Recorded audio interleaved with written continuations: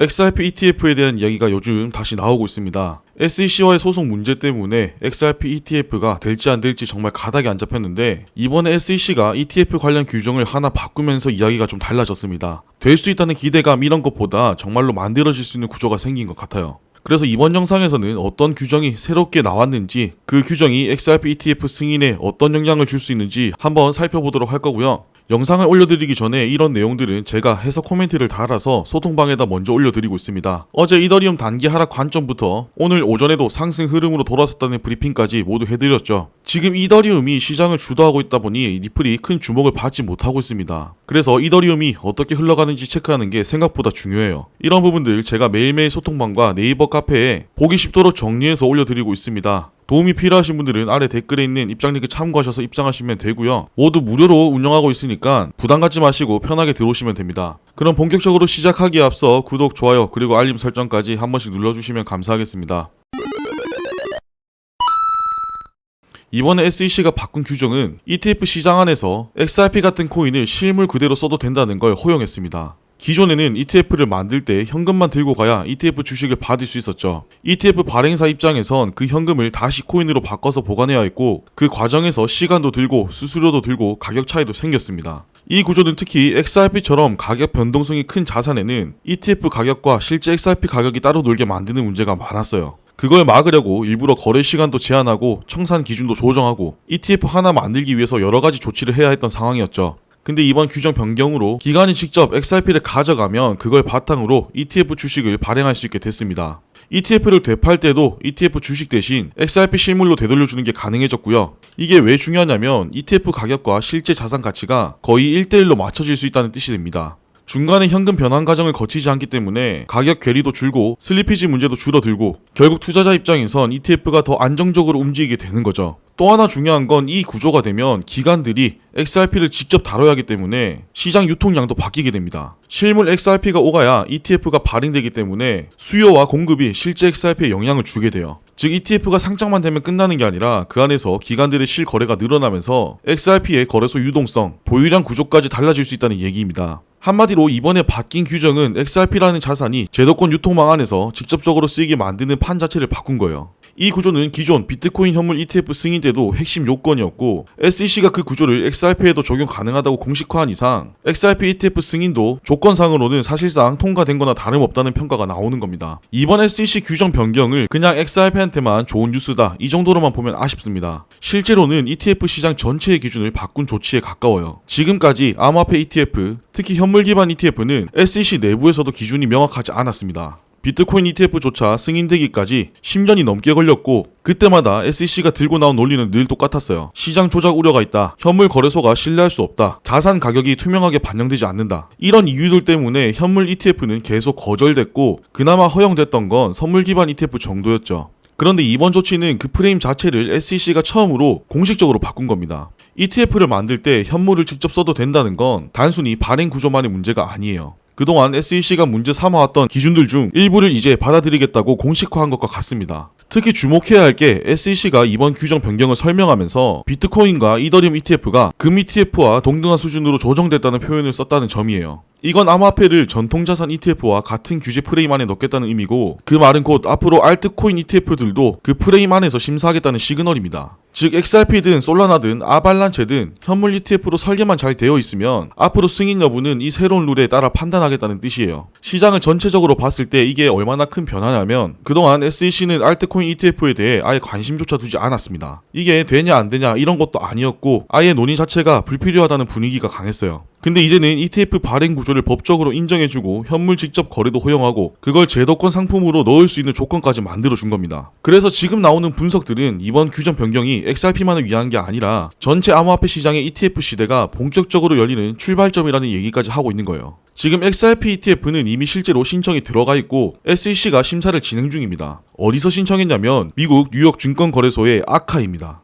여기가 암호화폐 ETF 심사의 대표적인 거래소죠. 비트코인 현물 ETF들도 다 아카에서 상장 신청이 이뤄졌습니다. XRP ETF도 마찬가지로 이 수순을 밟아가고 있어요. 올해 초부터 서류가 접수됐고 SEC는 이걸 지금까지 3차례에 걸쳐 연장 심사했습니다. 이 연장이라는 건 SEC가 조금 더 검토가 필요하다며 기한을 뒤로 미루는 걸 말하는데 무한정 연장할 수는 없고 법적으로 연장 가능한 최대 횟수가 정해져 있어요. 지금 XRP ETF 건은 그 마지막 기한까지 도달한 상태입니다. 최종 결정일은 2025년 10월 17일 이날까지는 SEC가 무조건 결론을 내야 해요. 승인이든 거절이든 이번엔 더 이상 미룰 수 없습니다. 그리고 중요한 건 지금 이 XRP ETF는 현물 기반으로 설계되어 있다는 점입니다. 비트코인 ETF 구조랑 거의 동일한 틀로 짜여져 있어요. 예를 들어 가격 기준은 코인베이스 거래소의 XRP 시세를 기준으로 하고 시장 조작 가능성 방지를 위해 거래량 모니터링 시스템까지 포함되어 있습니다. 또 하나 포인트는 ETF를 발행하는 주체가 단순한 크립토 기업이 아니라 전통자산 운용사들과 연계된 구조로 준비되어 있다는 거예요. 예전에 SEC가 암호화폐 ETF를 계속 거절했던 이유 중 하나는 ETF를 만들겠다고 하는 기업들이 너무 생소하거나 시장 신뢰도가 낮은 곳이 많았기 때문입니다. 예를 들어 작은 코인 프로젝트나 검증이 잘 안 된 크립토 스타트업들이 우리 XRP ETF 내보겠습니다 하고 신청하면 SEC 입장에선 이런 생각이 드는 거죠. 이 회사 재무 구조는 괜찮은지, 투자자 돈을 제대로 보관할 능력이 있는지, ETF 시장에서 운영 경험이 있는지, 이런 불확실성이 크다 보니 아예 심사 자체를 거절하거나 심사가 불가능하다는 이유로 반려했던 경우도 많았어요. 그런데 지금 XRP ETF 신청권은 다릅니다. 이건 크립토 회사 단독이 아니라 기존 전통 금융기관이 함께 참여해서 설계된 ETF 구조라는 점이 중요해요.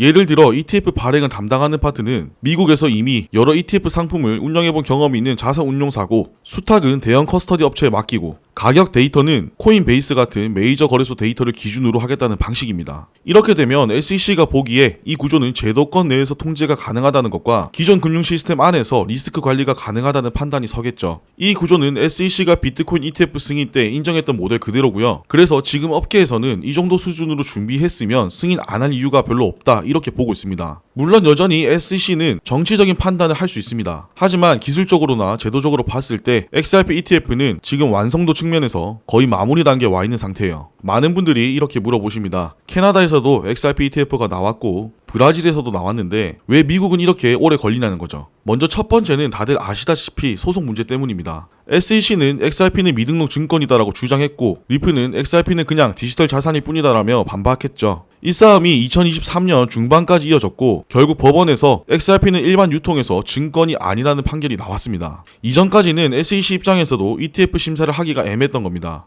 정확히 뭐라고 분류해야 할지 기준이 없었기 때문에 심사를 하려 해도 리스크가 너무 컸죠. 두 번째는 SEC의 내부 기준이 너무 까다로웠습니다. ETF를 승인하려면 시장 조작 가능성이 낮아야 하고 거래량도 충분히 있어야 하고 가격 산정 기준도 명확해야 한다는 3가지 조건이 붙습니다. 비트코인 ETF도 이 기준을 만족시키기 위해 거래소 데이터를 실시간으로 연동하고 수탁, 보관, 환매 구조까지 다 갖춰야 했죠. 그래서 10년이나 걸린 겁니다. 이 3가지 조건을 만족시키지 못하면 승인을 기대하기가 어렵습니다. 근데 이제는 ETF 발행사 측에서 이 요건들을 비트코인과 동일한 구조로 맞춰서 제출하고 있어요. 그러니까 SEC도 더는 기준이 안 맞는다는 이유로 거절하기는 어렵겠죠. 세 번째는 정치적 리스크 회피 성향입니다. 이 부분은 조금 현실적인 이야기인데요. SEC 전 위원장 게리 갠슬러는 그동안 암호화폐에 대해 상당히 보수적인 입장을 취해왔습니다. 특히 알트코인 관련 ETF는 공식적으로 언급조차 하지 않았어요. 왜냐면 잘못 승인했다가 문제가 생기면 정치적으로 굉장히 큰 공격을 받을 수 있기 때문입니다. 그래서 지금까지는 비트코인은 괜찮지만 알트코인은 위험하다는 느낌으로 시간을 끌어왔던 거죠. 그런데 시간이 지나면서 상황이 많이 바뀌었습니다. 비트코인, 이더리움 현물 ETF가 모두 승인됐고 여지껏 시장에서도 아무 문제 없이 잘 굴러가고 있어요. 게다가 다른 국가에서는 XRP ETF가 실제로 운영되고 있는 사례까지 생기니까 이제는 SEC도 너무 늦게 가면 오히려 자신들이 뒤처진다는 부담이 생기는 겁니다. 지금 XRP ETF는 기술적인 준비는 끝났고 법적으로도 큰 장애물은 거의 사라졌다고 봐도 됩니다. 이제 남은 건 정치적 판단 하나예요. 10월 17일까지가 SEC의 마지막 결정 기한인데 그 전이라도 ETF 발행사 쪽에서 보완 자료를 제출하거나